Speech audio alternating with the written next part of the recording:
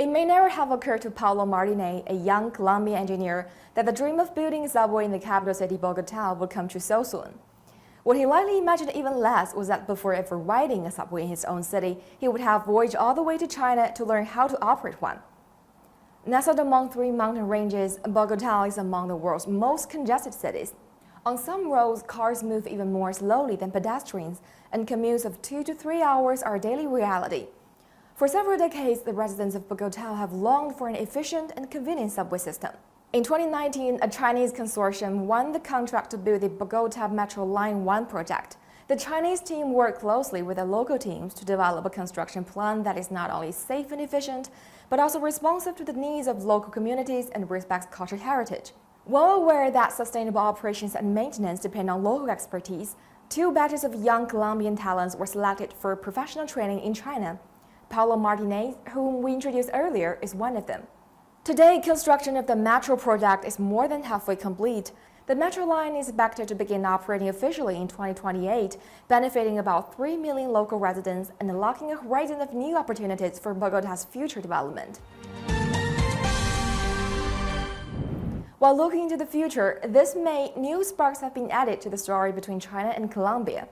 Following the first ministerial meeting of the China-LAC Forum, the 2 governments signed a cooperation plan for jointly building the Belt and Road Initiative. The 2 countries also signed documents to promote policy dialogue and exchanges of experience in areas concerning the macroeconomy, BRI cooperation, trade and investment, among others.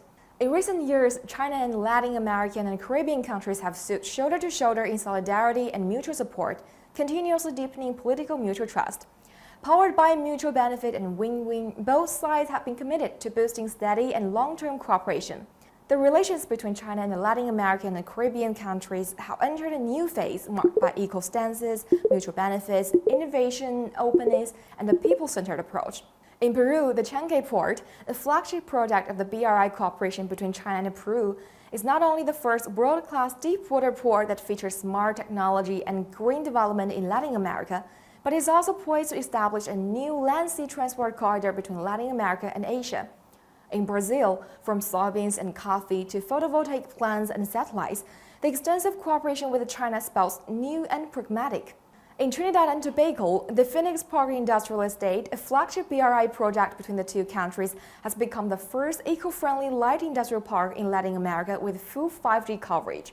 In Chile, over 90% of its cherries are exported to China, while nearly 98% of the country's products, including cherries, enjoyed zero tariff treatment under the 2 countries' bilateral free trade agreement. People-to-people exchanges between China and the Latin American and the Caribbean countries have grown increasingly frequent and earnest.